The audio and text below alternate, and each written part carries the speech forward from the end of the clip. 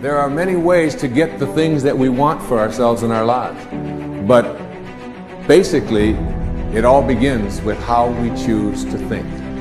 And once you know that what you think about is what expands, you start getting real careful about what you think about.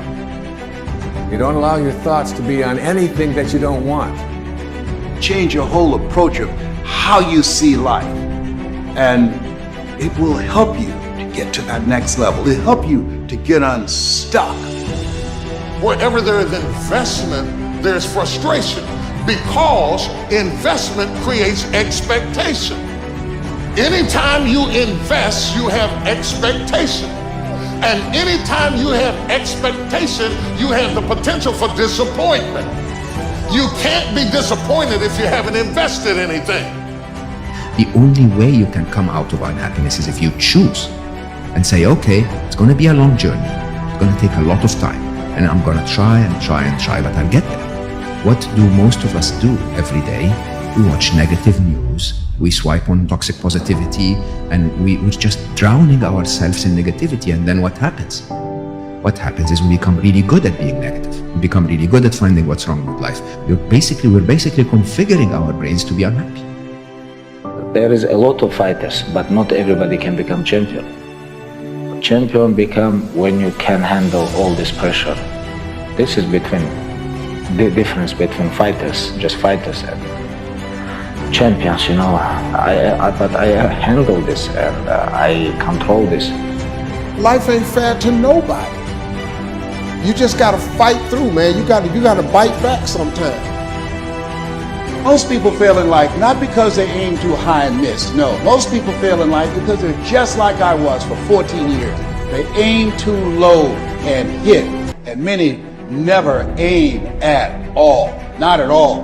They just go through life surviving. And how people live their lives is a result of their state of mind. It has been said, you don't get in life what you want, you get in life what you are. We become what we think about. All of us are self-made, but only the successful will admit it. In order to be successful, you must be willing to do the things today others won't do, in order to have the things tomorrow others won't have. Your mind is a machine. You must program yourself for success. There's more in you right now than's represented in your bank account. There's more in you right now that's being reflected by your life right now. Your life is not a true reflection of your potential. You have greatness within you. You have the ability to do more than you can ever begin to imagine.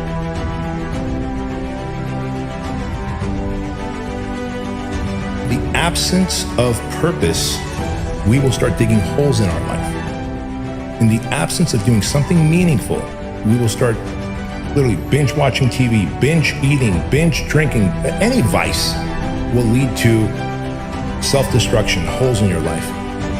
You don't have to be great to get started, but you have to get started to be great. There are things that you're going to be able to do that eye has not seen, ear has not heard. There are things that you have in you that you don't even know, but until you get outside of your comfort zone, you will never discover it. You have something special. You have greatness within you. But in order to manifest your greatness, you've got to put yourself in a perpetual state of discomfort. So you've got to challenge yourself. You've got to raise the bar on yourself. You've got to get busy. You've got to work your plan. Even if you've got a job right now, you've got to work yourself out of it. You've got to have an exit date where you say, hey, I've had it. It's time for me to do me. Most of us were raised to become ordinary. Ordinary is you go through your life and you fill out the forms and you pay your taxes and you do what your parents tell you and you're honorable and you're honest and you're a good citizen and then you die. Extraordinary is something very, very different. This is about recognizing within yourself that there's something very, very extraordinary that you haven't been trained to believe in, to come to a place where you can apply it and put it into your life. You can go way beyond ordinary. You can go way beyond just being average. All of us are extraordinary. We just have to come to believe it. Whatever you want to do, believe it, believe it, believe it, even if you don't believe.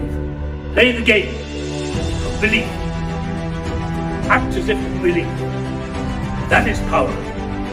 That is sheer power. It will happen. Believe you me. Your brain is the most powerful weapon in the world. If you can't control your own brain and your brain controls you, you got to tell your brain where you want to go and how you want to go and how you want to get there. You got to control it. If not, it's over.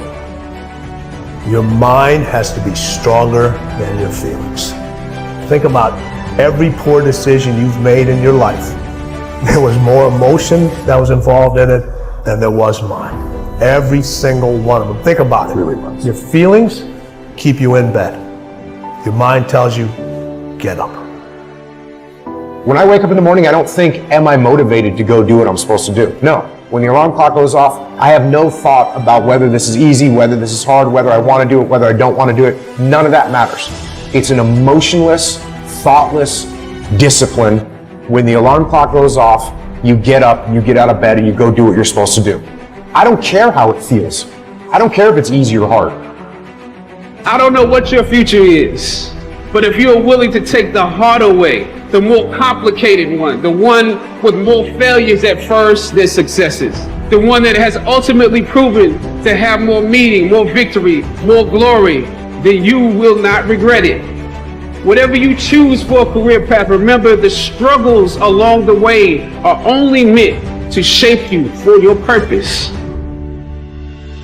The more people believe in you or like you or help you or support you, the more people hate you because it creates an opportunity for envy. The only way to avoid it is to stay down. If you lay dead, even the animals won't bite you. The risk of being bitten is the cost of getting up. And you have to decide, are you so concerned about being bitten that you're willing to spend the rest of your life laying dead, or is there something pumping down inside of you that says, bite me or not, I'm getting up. I'm gonna be the best me. I'm gonna do all I can do, even if it risks you hating me. I'm going for it.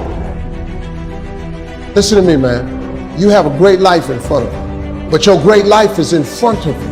It's not behind you.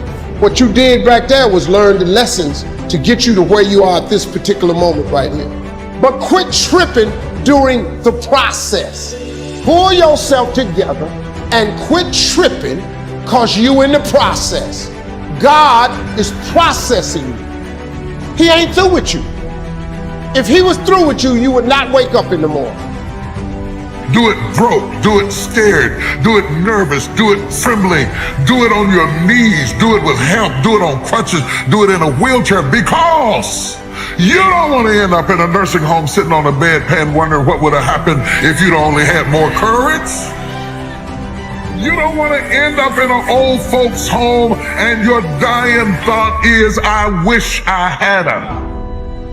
Because the one thing that you will never get is more time. So you don't have time to allow your fear to incarcerate you when you have the key.